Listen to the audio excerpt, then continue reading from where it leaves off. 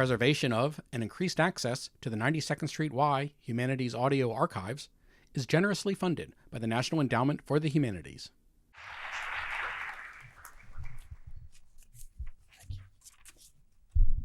Get anybody here? Good. Mr. Baker, we've just had a lot of news about Bosnia that suggests a rather dramatic shift in the level of American engagement, both diplomatic and to a certain extent military. And it represents at least a departure in the way we're handling this problem. What's your own assessment of the course we're on now? Have we got it more right than we've had it over the last 2.5 years? I think we've got it more right, Jim, from the standpoint of being engaged. And I hope this doesn't sound arrogant to say this, but I think it's a fact of life today around the world that very little happens without American leadership. When the former Yugoslavia began to fall apart back there to break up and fall apart back here in 1991, America had been engaged in some of the rather remarkable transformations that you just outlined in your opening remarks. We'd fought a war in the Persian Gulf. We were dealing with German unification, the collapse of communism, a whole host of other problems. The Middle East peace process. The Europeans very badly wanted to become engaged. They wanted to have the lead. They wanted the lead in the former Yugoslavia. We were happy to see them have the lead because this was a problem that was developing on their doorstep. Our position was that America had fought 3 wars in this century in Europe, 2 hot ones and a cold one, and that was quite enough, thank you. And the Europeans ought to be able to take care of this. It didn't work.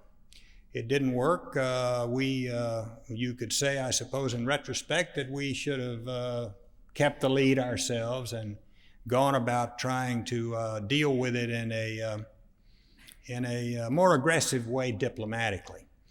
We did end up exhausting all political, diplomatic, and economic sanctions that were possible. But we made a determination, President Bush did, and I think this was the right determination, that the national interests of the United States did not require that we risk America's men and women's lives on the ground in the former Yugoslavia. So we had one red line beyond which we simply were not going to go, and that is we were not going to put Americans on the ground in the former Yugoslavia. I think the recent bombing by NATO to break the siege, if you will, of Sarajevo has been a very good thing. I applaud the administration. Would it have worked earlier, or did it take the combination of circumstances, the Croats going on the attack, the sanctions? It really took a combination of circumstances. It took the bombing and it took the rather aggressive military gains by the Croatian army, I think, to put us in a position to put us in the position we are today. But I think the fact of the bombing to alleviate the humanitarian distress there in Sarajevo is a very good thing. So you ask me if we got it right. I think that part of it is right. I think that ought to be the role of the United States, and that ought to be the limit of our role. We ought to be engaged politically, diplomatically, and with the use of our air and naval power. But I really don't think it's America's responsibility to risk the lives of our citizens on the ground there in the former Yugoslavia. Those people have been fighting each other for hundreds of years. We are now committed, as a consequence of President Clinton's commitment, to send up to 25,000 American troops to enforce a peace agreement, the outlines of which are very, very hazy and foggy. And we know from experience that Serbs, Croatians, and Muslims in that part of the Balkans tend to break peace agreements, and they tend to fight. And I think that's a very dicey and risky proposition. So that part of it, I don't think we would have signed on to. But since it has been signed on, is it now really consequential that we live up to that obligation? And how do you think the Congress is going to take it? How do I think what? The Congress is going to react to this. I don't think the Congress is going to like it much. I don't think the president has made the case really to the American people or to the Congress about why there should be 25,000 Americans trying to enforce this rather shaky peace if, as, and when it comes. And of course, we're not there yet. They're still fighting. And it could be quite a while. Could be quite a while. So I think it's going to be very, very dicey, as I say, and we'll see. Let me say this, as a creature of the executive branch myself, my firm view is that the Constitution gives the President of the United States the full power and authority to commit our forces. He doesn't need Congress's permission. He doesn't need Congress's authority, but Congress does have the power of the purse. And if they really wanted to make it tight for a president, they could cut off funding. Yeah. You know, your book is full of examples of American foreign policy success. I mean, it was really quite an admirable record that you all put together. But in retrospect, one of the things you said you probably erred on, as well as West Europeans, was the early recognition of the individual republics in the Balkans, in the former Yugoslavia. There's implicit in there the suggestion that maybe either that or that coupled with some other things might have either stopped the conflict from ever starting or nipped it in its bud early on. Mm-hmm. Do you believe that, or do you think this had to happen, so to speak? No, Jim, I think that this was going to happen, and I say in the book that I don't think any combination of political, diplomatic, or economic measures would have prevented or reversed the situation.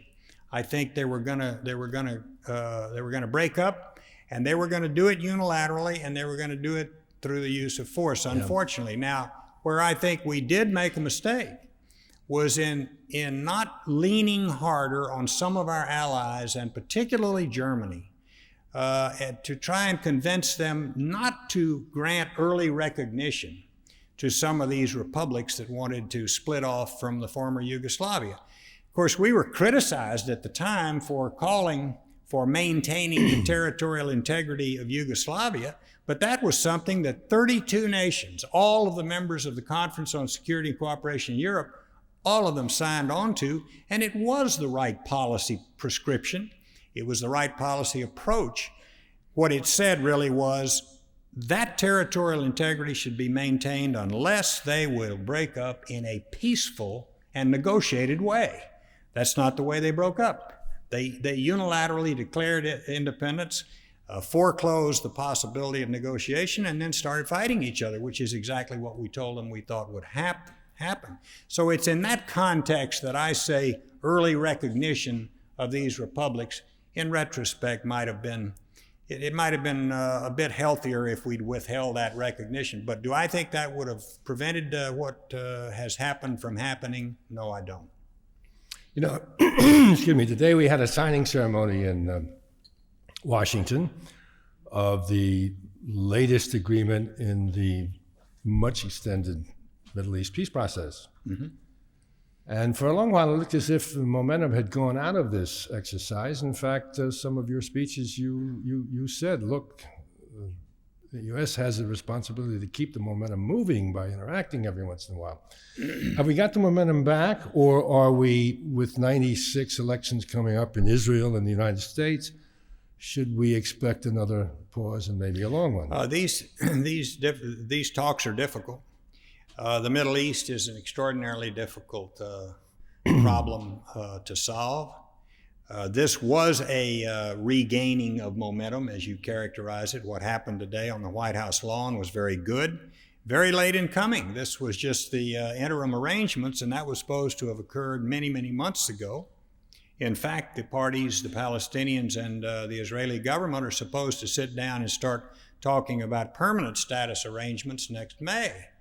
Those are going to be really tough when you start talking about settlements and right of return in Jerusalem and the whole host of issues like that. Where I worry about the loss of momentum, frankly, is not so much on the Palestinian track as it is on the Syrian track. My worry is that there never will be a comprehensive and complete peace until there is peace between Israel and Syria. Well, is this a time where the United States ought to come in on the Syrian question specifically? I think so. With its own proposals for them to work on? I think it would be good if the United States recognized, and I think they do, frankly. I mean, I talk frequently to Dennis Ross, who worked for me and is now working for Chris, Warren Christopher, the current Secretary of State. And I know they know that time is not unlimited. Yeah. They know that we've got elections in this country, but perhaps even more importantly, we have elections in Israel coming up. And I think they're going to make a major effort to get the Syrian track moving again. I hope they do, because... I want to ask you a question about Assad. You mentioned in the book your amazement, really, at a man who's supposedly in poor health could sit in a chair and negotiate with you for, I think it was up to 10 hours. 9.5 hours. And remain sphinx-like for most of the time. That's right. Now, with that as kind of a prologue, what would be your guess is going through his mind at this time? That it is now time, maybe before the 96 election processes, to do a deal, or still further on, or who knows? I think President Assad understands full well the way the election processes work in democracies. Mm-hmm. I think he knows that there's not unlimited time. I think that he has made a determination in his own mind to try and achieve a peace agreement, but he is going to be constrained to make certain that any such peace agreement is on at least as good terms as Egypt got, or he feels like he will be settling for less, if you will, or that he will be somehow he will lose dignity and face. And so it's not going to be easy. It's not going to be easy to get a Syrian-Israeli agreement before the time runs out. But it's certainly very, very important and worth making the effort. Now, there's a U.S. troop issue here as well. There is. And how do you feel about U.S. troops on the Golan Heights if and when there were a settlement between Syria Well, and I feel Israel? strongly that we should be willing to put U.S. forces on the Golan and as in a peacekeeping or monitoring mode. And the reason, and I made that proposal myself, yes, as you know in the book, and so it comes as no surprise to you that I feel we should. And let me tell you why I feel we should. I'm not unmindful of the risks to Americans of mission creep like we saw in Somalia. But I'm also not unmindful of the fact that we've had a peacekeeping force in the Sinai for many, many years, and there's never been one incident, and it has helped keep the peace between Israel and Egypt. And my view is this: if Syria and Israel reach an agreement and come to us, the United States, and say, you can make it happen if you'll put some forces of the only remaining superpower in the demarcation line here on the Golan, that's something we ought to do, because the United States has a tremendous stake in peace in the Middle East. We have a tremendous... More so than in Bosnia. Sir? More so than in Bosnia, for example. Oh, more so than in Bosnia, absolutely. The national interest is much greater, just as it was in the Persian Gulf. Mm-hmm. And we have a big interest in it. And one reason we do is because of our historical and close ties with Israel. It would be very good for the United States economically, yes, but more importantly, it would be very good from the standpoint of Israel's security and her ability to no longer be a nation perpetually at war. So we have a big stake, and we ought to do that if both countries ask us to do it. Is it fair to say there's also a substantial difference in the parties here? One of the problems in the Balkans is that, as you mentioned in passing, peace agreements don't tend to stick, and the parties don't necessarily mean what they said. Yeah. And you could end up with 25,000 troops being shot at rather quickly. That's right. The evidence in the Middle East is they have a devilish time making deals, but when they make them, they stick to them. That's absolutely right. It's extraordinarily difficult to make agreements in the Middle East, but the history has been that once made, they are generally kept. And say what you will, for instance, about Assad of Syria. Prime Minister Rabin himself told me, he said, you know, it's extraordinarily difficult to make an agreement with Assad, but once an agreement is made, you can generally count on him to keep it. And I think that's certainly been the case with the disengagement agreement between Syria and Israel. It was that was negotiated, I think, back in 1974. You know, I think when we look back, at least this is my personal feeling about it, when we look back at the Bush administration years, the two most extraordinary events are going to be that an empire and a evangelistic ideology were wound down without a war, and the Gulf War itself, which was an extraordinary event. You were really intensely involved with Shevardnadze and with Gorbachev on the whole wind down. And since then, you've said several times, and I think it's even in the book, that you've got real concerns about radical nationalism moving to the fore in Russia. What is your current assessment on the tug of war that's going on 5 years later between the propensity towards nationalism and the fresh shoots of democracy, which still seem to be blooming a bit here and there? It's very tough to take a system like the Soviet system, Russian system, and turn it 180 degrees around socially, politically, and economically, and do it without any hardship or suffering. And there's been hardship and suffering over there. They've been trying to move to a market economy. They've never had one before. They didn't understand the concept very well. They're trying, but there's a lot of hardship for the Russian people. The ground is very fertile for demagogic nationalism, political type argument to be made along the lines of those made by this guy Vladimir Zhirinovsky. And so you see that now, and that's what I'm referring to in the book. And I still worry that Russia might be inclined to become a bit more nationalistic, imperialistic, but I sure don't worry that she's going to revert to a Cold War type adversary of the United States. She'll no longer walk in lockstep with us on foreign policy issues, but I don't think anybody ever expected that would last too long. Yeah. And it isn't going to last. She's going to have her own foreign policy, and we need to expect that. On the other hand, they're making better progress on the economy than most people give them credit for. I mean, inflation is down to 4.6% a month in Russia. A month, that's a lot of inflation for us, but it's not much for Russia.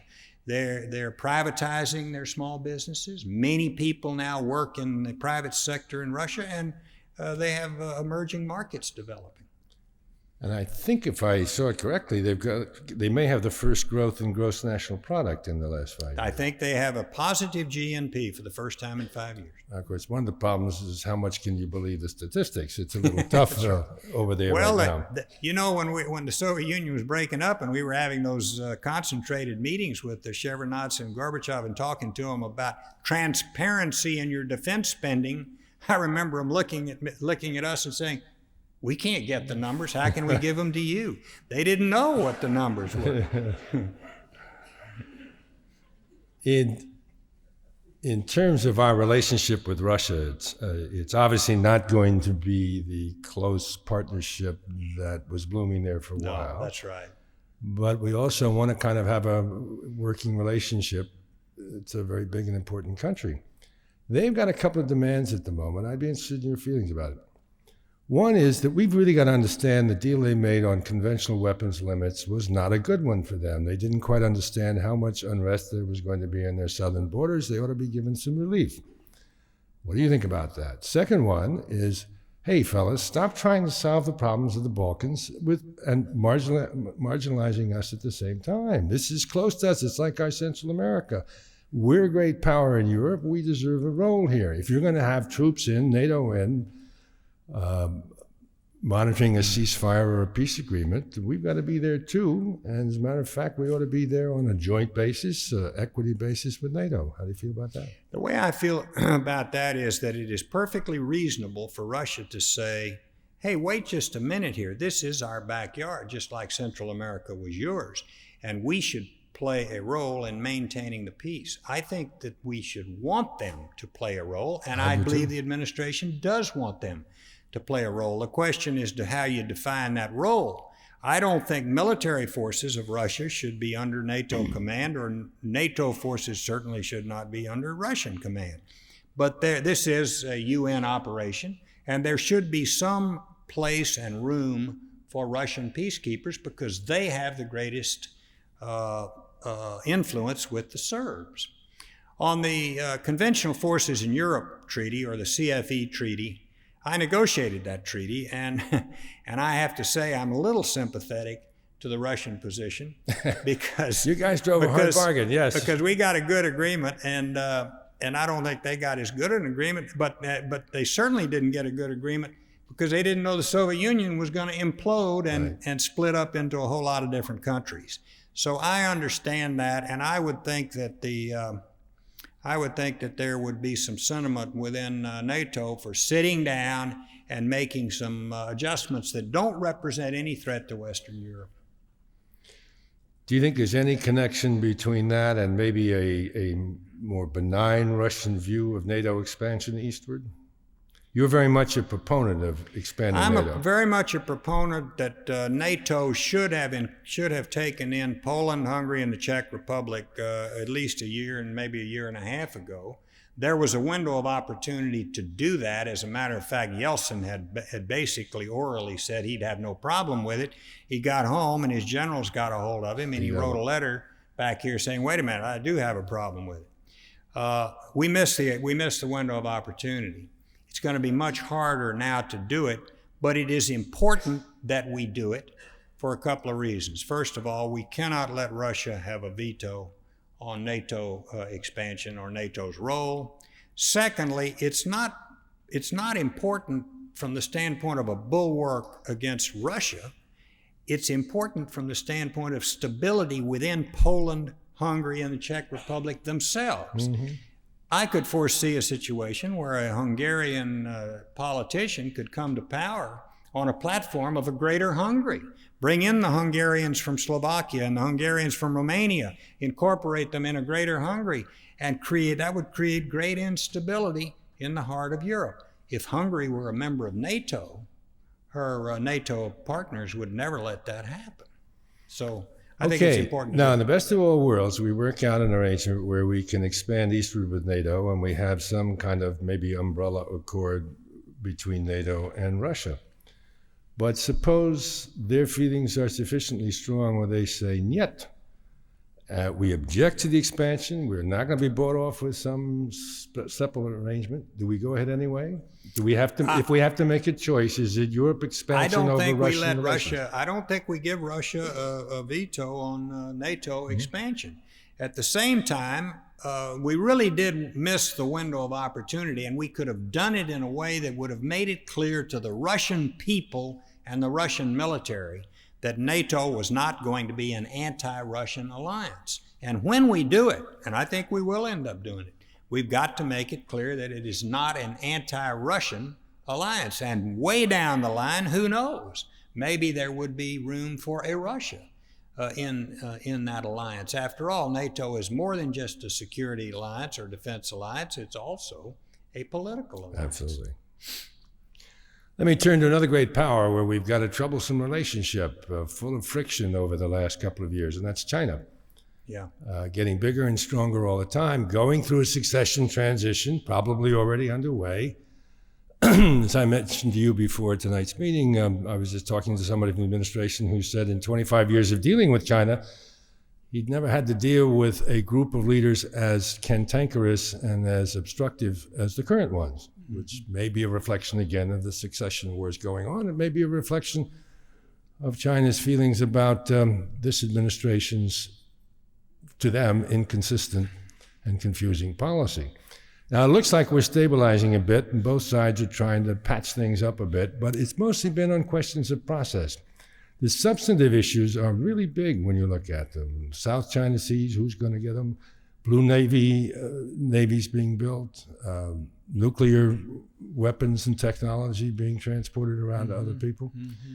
Do you think a better managed American policy could really keep this relationship contained and constructive, or is it just inherent that we're headed towards some very big differences over the next 10 years? No, I think the worst thing we could do is decide that the role of the United States is to create an alliance to contain China. And they think we are trying to do that. And they think we're trying to do that. And we really are not trying to do that. The fact of the matter is our policy has been inconsistent and it's been flip-floppy, and we have not done a good job. The administration, if there's a criticism to launch at the Clinton administration, it's that their policy toward China has been very, very irregular. And we're paying the price for it now. But that is an extraordinarily important relationship for the United States. It's an extraordinarily important relationship for peace and stability in East Asia. And we've got to find a way to make it work. And it's silly for us to think that we have to deal with it either from a standpoint of idealism, that is human rights, or realism, MFN, and economic development. That's a false choice. We don't have to make that choice. We can have both of those elements enter into the formulation and implementation of our foreign policy toward China, and we should do so. I mean, a lot of it is process. I strongly support letting President Lee of Taiwan come to visit his alma mater. I think there's nothing at all wrong with that. And I don't think the Taiwan Relations Act precludes that, but it was not done in a very sophisticated way. Well, as I understand it, the Chinese foreign minister was alerted by Christopher that we were not going to let him in, and then the president changed his mind after he saw congressional That's what pressure. happened. That's exactly what happened. Now, the China policy got off on the wrong foot when the Secretary of State was sent over to China to bash the Chinese on human rights. And when he got back to the United States, he comes to find out that the President of the United States has cut a deal with the Senate to renew MFN. Now, that makes it an almost impossible situation for the Secretary of State. But what we should have done was to let President Lee come here at the summit meeting of the Asia-Pacific Economic Cooperation in 1994 as the head of an economy, not as the head of a country, as the head of an economy. Just as we did when we were arranged it so that China and Taiwan could sit at the same table in the Asia-Pacific Economic Cooperation Forum. But I want to ask, in this story is a problem that presidents can have with pressure coming from Congress affecting how they conduct foreign policy. You had your own problems with Congress on China. Before I get to it, let me just mention it's about time to take some questions from the audience, so they're going to turn the lights out. I want to get into this issue, and then we'll go to you all. Let me give you a concrete example of the problem right now. You support the idea that USIA, AID, and arms control should be abolished, and whatever functions are still useful, I assume, absorbed back in the State Department. The Cold War is over. We don't need this big an apparatus. Yes, I strongly support that, and I've written a letter to the Senate Foreign Relations Committee, as have other former secretaries of state, endorsing that idea, because I think that's one very constructive way that we could shrink government. And because I watch those agencies as Secretary of State, and they do have some indispensable functions to perform, but those functions could be performed just as well within the State Department, and we could cut out a lot of layers of bureaucracy. Okay, but now let me ask you a question that takes this back to Congress. Which let me just say, I think that is a proper function of the Congress, to suggest ways in which we can downsize government, much as we've downsized business. There are other things that Congress does that are micromanagement, that are, in my view, wrong. For instance, mandating that we open an embassy in Tibet. Well, we can't do that. That's not the Congress's job. That's the conduct, that's the basic conduct of foreign policy, and the Constitution gives that authority to the President of the United States. How about the way the issue of abolishing these separate agencies is being handled by Jesse Helms? If you, as a Secretary of State, which you have been, how would you feel about having all your ambassadorial appointments and treaty signatures being held up over this one issue? Is it, as far as you're concerned, proper congressional conduct? It was a game that was played with us when we were dealing with a Democratic Congress, and it's a game that's now being played with a Democratic president by a Republican Congress. You live with it, huh? It's power politics. Politics ain't beanbags, so we'll see who gives first. Let's take some questions. Yes, ma'am. Yes, sir. Important question. If during the Gulf War, Iraq hit Israel with biological weapons, but not the rest of the Gulf War coalition, just Israel, what would the United States' response have been? And if you were Prime Minister of Israel, what would your response have been? Well, if I were Prime Minister of Israel, I would hit back with everything I had. In what? Well, it depends on what you've been hit with. Let's suppose Israel's been hit with weapons of mass destruction, biological or chemical, I think I would hit back pretty strongly. I think whether you use nuclear would depend upon the circumstances of the initial attack. When I met with Tariq Aziz on January the 9th, 1991, 7 days before the war started, and we had given Iraq a deadline, get out by January 15th or we're going to throw you out. I told him that if there was any use of weapons of mass destruction against our forces, that the American people would demand vengeance. And I said, we have the means to exact it. And I said, this is not a threat, it's a promise.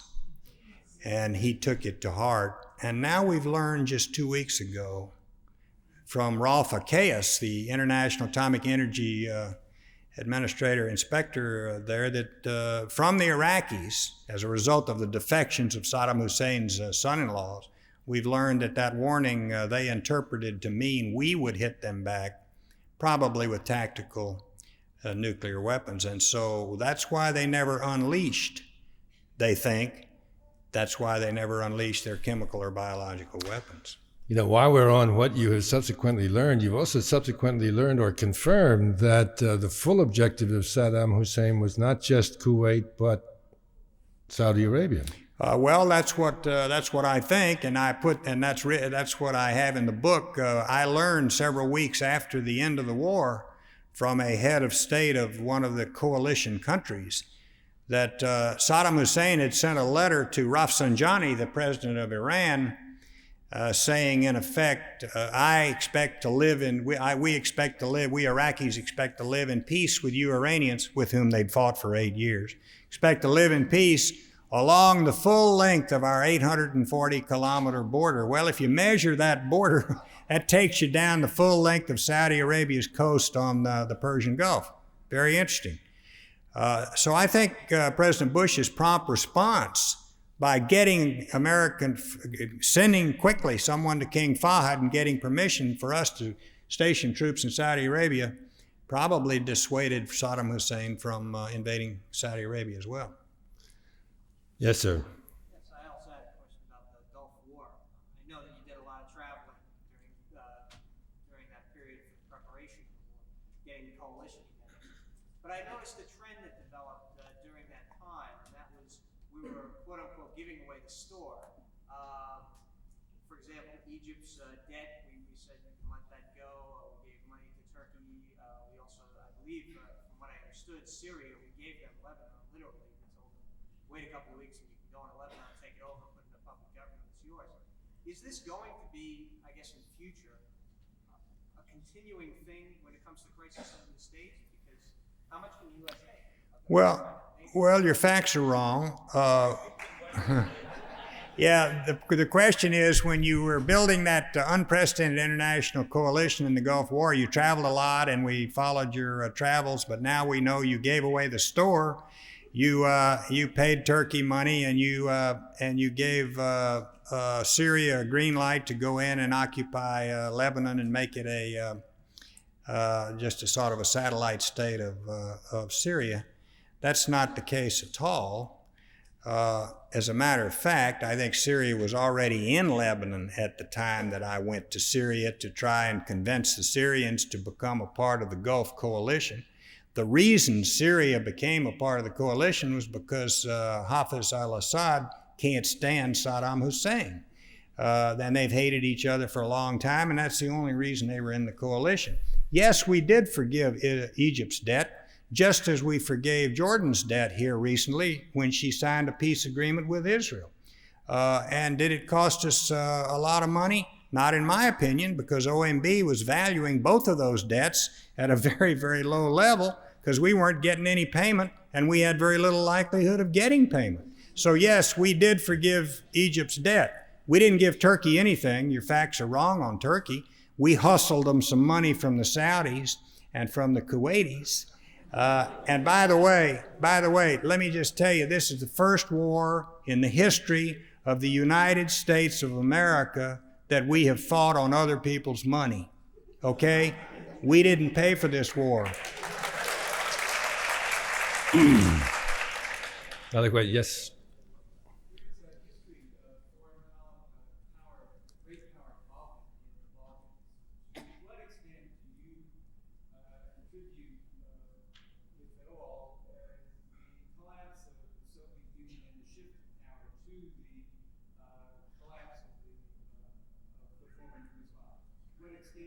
To what extent do you attribute the collapse of the Soviet Union to the collapse of Yugoslavia?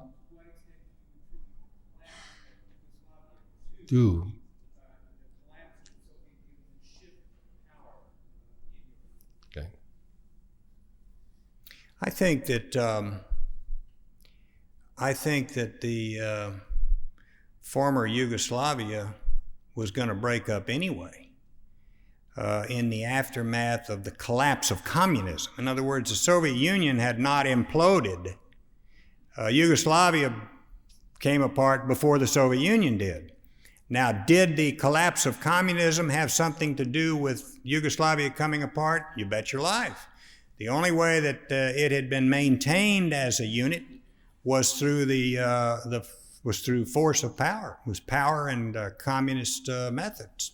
Tito put them all together, and he wouldn't let them keep on fighting. It's the only time they haven't been fighting each other in that part of the Balkans in hundreds of years. That's not to say it was good, but you asked me if that was one of the reasons they split apart, and the answer is yes. Yes, ma'am.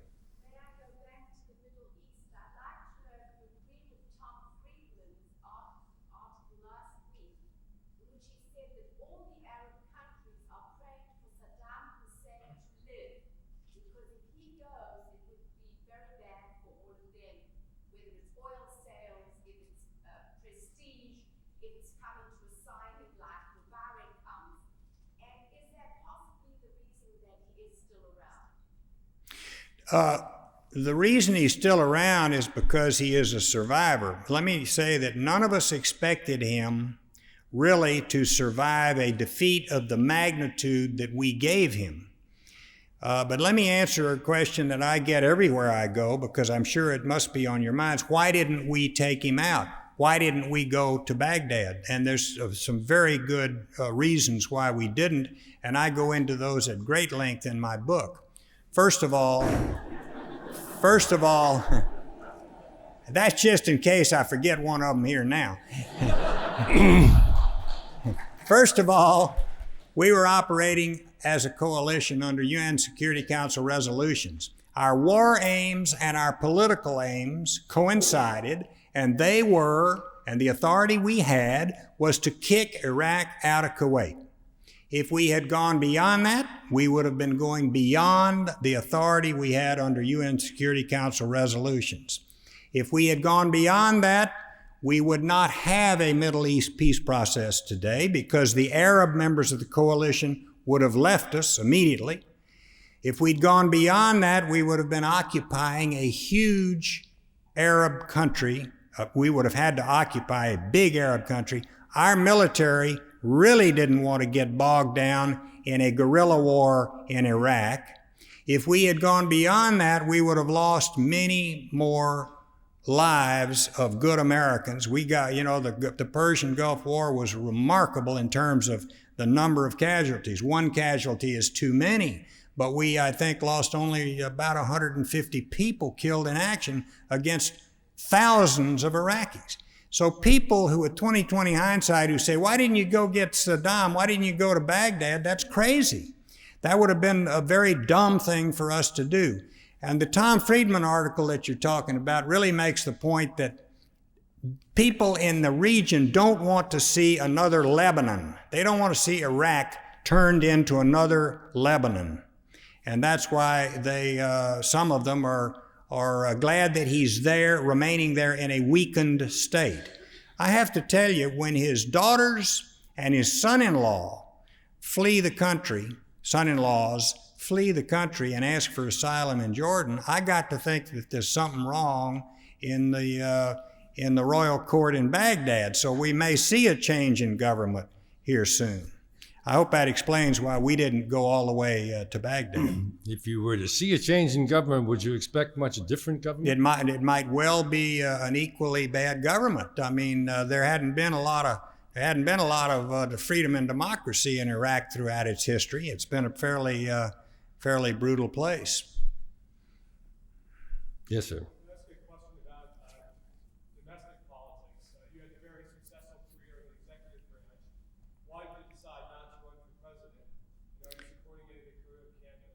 I'm going to support the Republican nominee for president because I've spent 20 years trying to build a Republican Party at the national level. I've run the last 5 Republican presidential campaigns, so I have a strong commitment. Are you on call for a 6th? Huh? Will you run a 6th if asked? I also happen to think, by the way, that the two-party system is a real strength of this country. And I don't want to see us proliferate into a whole lot of different parties so we start getting governments like some other countries where it's really tough to get a majority. Now, the first question was, why didn't I run? And the answer to that is I really never had the virus the way people thought I did. Everybody, they used to write in Washington that I wanted to be president and so forth. I know what it takes to be president. I know what it takes out of your personal life and everything else. I spent 16 of the last 20 years either running presidential campaigns or serving in high office in Washington. And it's time to smell the roses. I don't want to spend the next 2 years or the last year or the next year in my Holiday Inns. Do you think General Powell has the virus?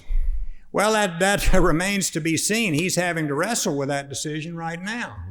I don't know whether Colin's going to run. I don't know whether I suspect he hasn't made up his mind himself. But if he runs, I really hope he runs as a Republican.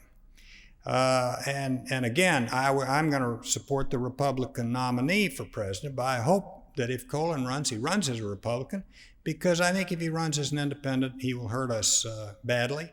And again, I don't like the idea of a proliferation of parties. Yes, ma'am.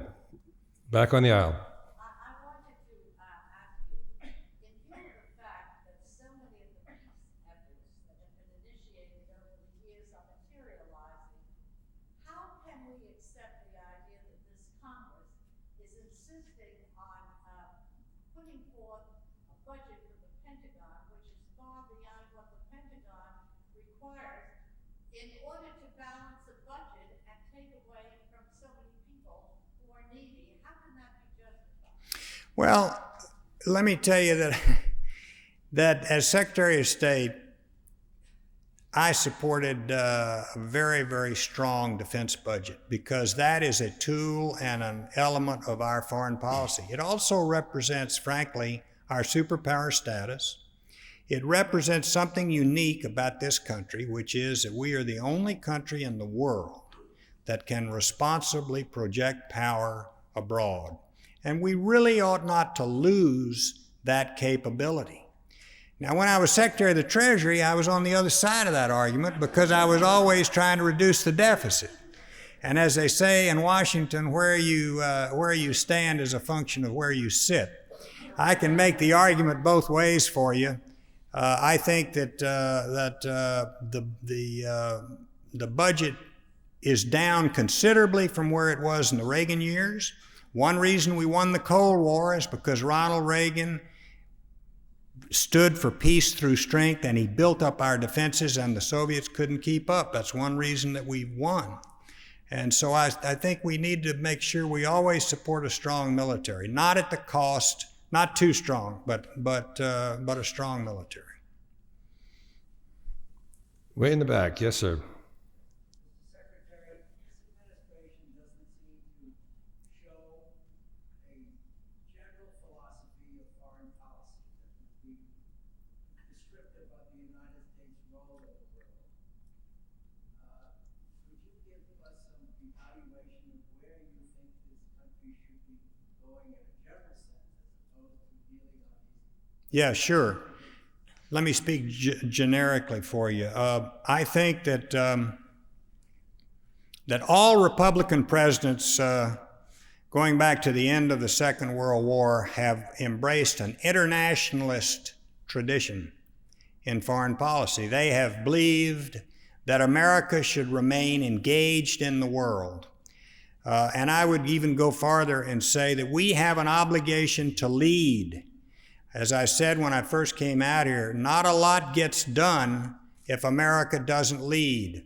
Oftentimes our allies will carp and gripe when we do lead, but they're deathly afraid that we won't lead. So we should lead. Now that doesn't mean we should be looked upon to be the policeman of the world. We can't be, notwithstanding the fact that we're the only remaining superpower. So I say remain engaged in the world and lead where the national interests of the United States require it, giving consideration not just to national interests but to principles and values that we hold dear, like freedom and democracy. Recognizing that we can't police every regional conflict that's going to happen out. People say to me, how can you say we shouldn't go into the former Yugoslavia? There's so much killing going on and genocide, and we see it every day on our TV sets. Yes, it's terrible. It is a humanitarian nightmare, which is a term I coined back in 1991. But is it really the responsibility of our leadership to put American men and women's lives at risk to stop fighting that's been going on for hundreds of years between those different ethnic groups? You could make the same argument in Rwanda. What's happened in Rwanda is terrible. But would anybody suggest that we should risk American lives to stop it? If so, I would ask you how you think you're going to get the American people to support it. You're not, and they shouldn't. Yes, sir. No, there's not a role for the United States in Tibet except to call China to account on human rights abuses wherever they occur, including in Tibet. But the United States, under both Democratic and Republican administrations for years, has recognized Tibet as a part of China, just like we recognize one China and we recognize that Taiwan is a part of China. What we say is we expect that dispute to be resolved in a peaceful way. Yes, sir. On Cuba, let me say that maybe it's because I live in Houston, Texas, but I feel a little differently. People say to me, how can you normalize with Vietnam and deal with North Korea and embargo Cuba? Well, let me tell you how. North Korea at least made some promises to us. I don't think they're very good, but they did make some promises. Vietnam has taken some steps towards us, particularly in better cooperation on MIA and so forth. Cuba hadn't done anything. Now, why should we be tough on Cuba? Because for 35 years, this guy who styles himself as a revolutionary, but who is the only remaining dictator in this hemisphere, has been trashing the United States and our principles and values, and we've been engaged in an ideological struggle with him for the hearts and minds of the people in this hemisphere, and we've won. So if there's going to be any change in the policy, it really ought to come from Cuba. We have a policy that's working, and we ought not to abandon it. How about to the argument, though, that with communism gone, the Soviet Union gone, and Latin America totally inattentive to the message of communism, that Cuba represents absolutely no threat, and that by continuing to embargo them to the strictness that we are, we may be leading to a big explosion rather than a soft landing in terms of coming out of Castroism. And a big explosion is not in our interest, because then we have the immigration problem again. Jim, I have difficulty accepting the next step in that argument, which is, therefore, we should change our policy. I agree with you that as long as we remain like this, there's more chance of an explosion than there is a soft landing when Castro goes. I think that the explosion is not going to happen. I would suggest to you that the way to resolve the problem is the way we resolved the problem of Nicaragua and the Sandinistas in 1989, in the first year of the Bush administration, where we got the Sandinistas to agree that they would hold elections. And the United States said, we will abide by the results of those elections, even if you win, Sandinistas, provided that the elections are fair and free and fair, and we have international observers. We should make the same proposal to Cuba. And if they were reasonable, they would accept it. And that's the way to resolve this problem. Okay, yes, sir. Going back to the Gulf War, I'd like to know more about the meetings that led up to the air war itself. I can remember you getting on a plane after meeting with the Iraqi foreign minister being very solemn. Did they really think that they could win? No. Let me footnote this before you answer it. Also tell them about your meeting with General Powell on the side. The meeting where Powell asked to have with you to discuss whether the policy was adrift and needed to be enforced. This is also detailed in the book. It's kind of interesting, though, because it's a different picture than we usually get of Powell. Colin called me. I normally didn't. Colin and I, while he was he'd been the national security advisor for President Reagan, his last one, at the end of his second term, and I was the Treasury secretary, so we'd work together. One day, but I had an agreement with Dick Cheney, the Secretary of Defense, that I would not deal with the chairman of the Joint Chiefs except through the Secretary of Defense. That was the proper reporting line. And I kept that agreement for the most part, but one day Colin called me, he said, I would like to come over and visit you. I said, okay, and he came over to my office, and we sat there and we talked about where we were on the Gulf War policy. I think this was in October of '90. And that we felt that we were sort of in a drifting situation with respect to policy. We'd put some sanctions on. We had some troops in Saudi Arabia. We had enough to deter Saddam from trying to go further down the peninsula, but we didn't have enough to kick him out of Kuwait. The question was whether we were going to stay where we were or whether we were going to go to a policy of just containing him where he was, or whether we were going to, in fact, eject him from Kuwait, which would have required a much more aggressive buildup of forces. And we agreed that that was the only approach that had any real chance of success. And we also agreed that not only should there be a military buildup, but that there should be a diplomatic offensive to go with it. And that's when I went around and built up the coalition, the international coalition, to get the UN resolution for the use of all necessary means to eject Iraq from Kuwait. Now, your original question was? Yeah, I didn't mean to step all over your question. You wanted to hear about some other meetings. I remember you getting on a plane. Oh yeah, after the Tariq Aziz meeting. Well, I knew we were going to war then. That was the last chance. He showed no flexibility whatsoever. We knew that we were gonna go to war. The only decision we had left to resolve was when we were going to start the air war. And King Fahd of Saudi Arabia said you should not start it on the 16th or the 15th, at midnight on the 15th, because that's when they'll be expecting it. If you let 24 hours or more go by, they'll begin to let their guard down, and then you can hit them. Well, that corresponded to our assessment as well, and I think we started the air war on the 17th. Maybe it was the evening of the 16th. But I think the Iraqi foreign minister knew that they were. I mean, he was sort of fatalistic. They I think, understood we were going to kick them out of Kuwait. You'll have to ask them that. I mean, they got their tails kicked pretty good. Over on the right, yes. Yes. Yeah.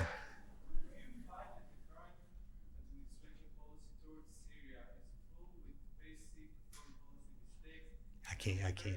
Could you speak up a little so we can all hear? Yeah, stand up and shout at us because we're Yeah. way up here on the stage. Mr. Regan, do you find that the current administration policy toward Syria is full with basic foreign policy mistakes?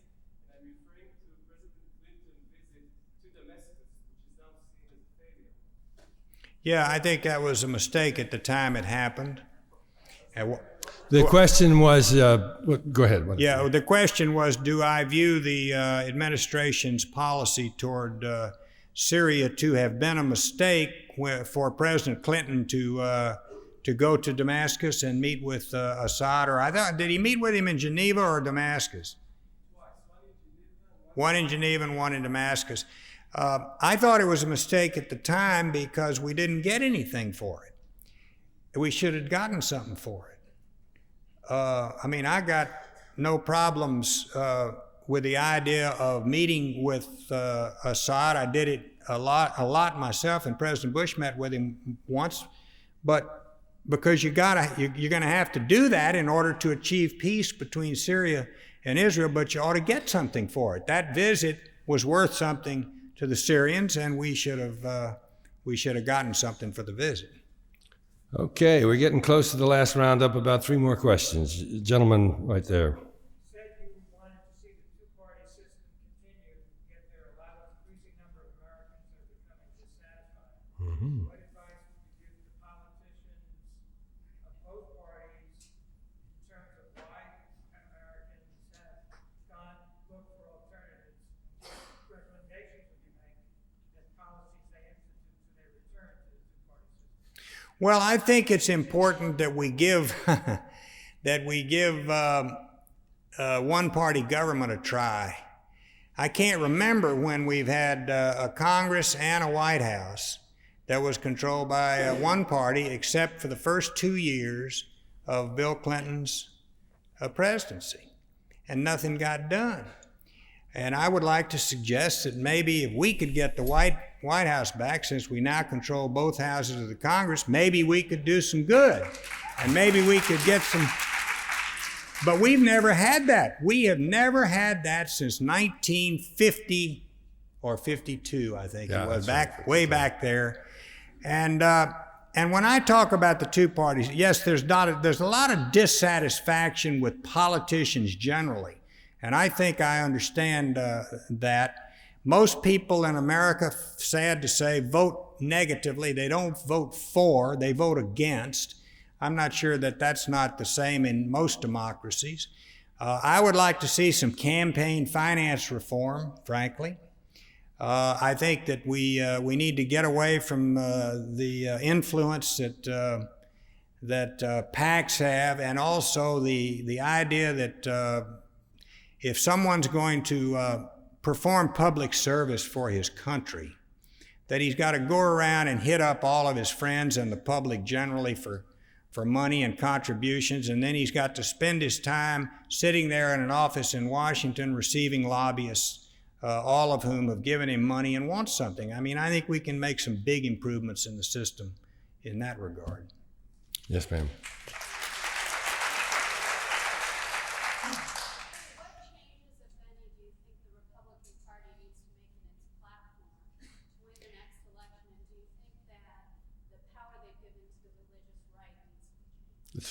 I think the question is, what changes should the Republican Party make in its platform in order to win the next election? And haven't they given too much power to the religious right? Is that what?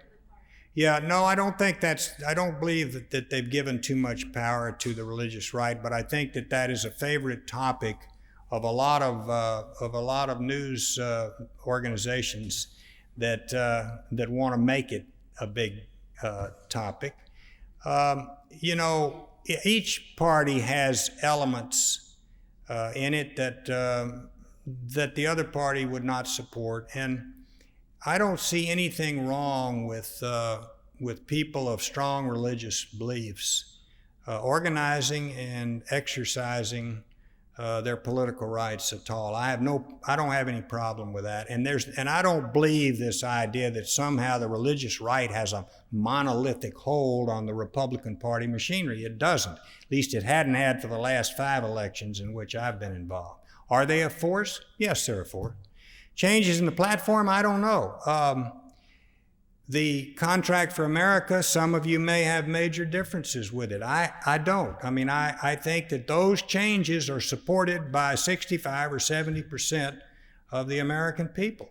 And I think that the Congress, at least the House, in this short period of time has passed some rather remarkable legislation that's going to change a lot of things. Now, you may not like what they're doing on welfare reform by sending it to the states.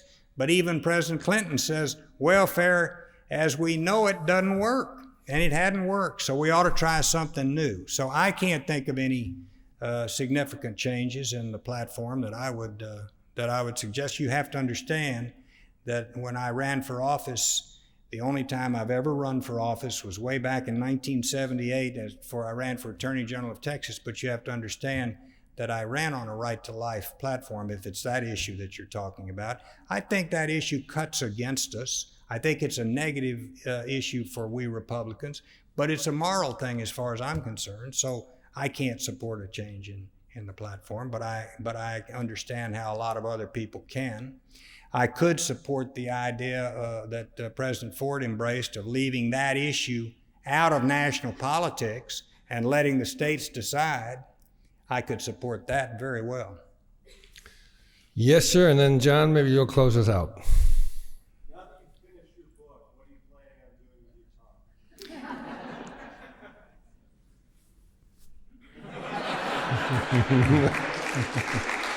your time? I'm going to Asia in a couple of weeks. I'm going to finish a book tour, and then I'm going to go to Asia with my wife. We're going to spend a little while over there. But I'm doing a lot of things. I'm practicing law. I'm with a merchant banking firm. I write a syndicated column for the LA Times. I continue to speak for our candidates. I went to 25 states and did 40 plus events for our candidates in the 94 elections. And then I speak some for pay as well. And so I'll find a lot of things to do. Thank you. Yes. Mr. Secretary, it's a great pleasure to have you in our hall. Thank you.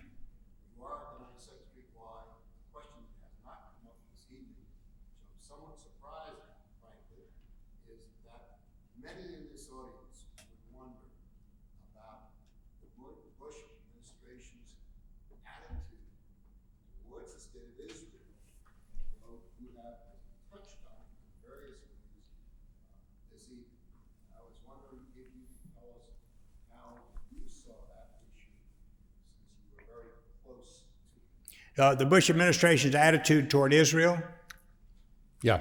Yes, I sure would. We had our differences. We were engaged in a very difficult negotiation to break an old taboo, the taboo that Arabs wouldn't sit at the same table with Israelis. Israel for 40 years had called for direct negotiations with her Arab neighbors. We delivered that. And at the time we delivered it, we were faced with a very hardline Israeli government that didn't really want to go to the table itself. And so there were some tensions, primarily over settlements. Let me tell you what the Bush administration did for Israel, and I would stack this up against any administration that has ever held office. During our administration, more Soviet Jews and Ethiopian Jews immigrated to Israel than in any other administration. During our administration, Syrian Jews were allowed to travel for the first time. During our administration, we achieved the repeal in the United Nations of the Zionism is racism resolution. During our administration, we helped Israel establish diplomatic relations with 44 countries that she had never been able to establish diplomatic relations with. During our administration, we took care of the greatest threat to Israel's security, Iraq.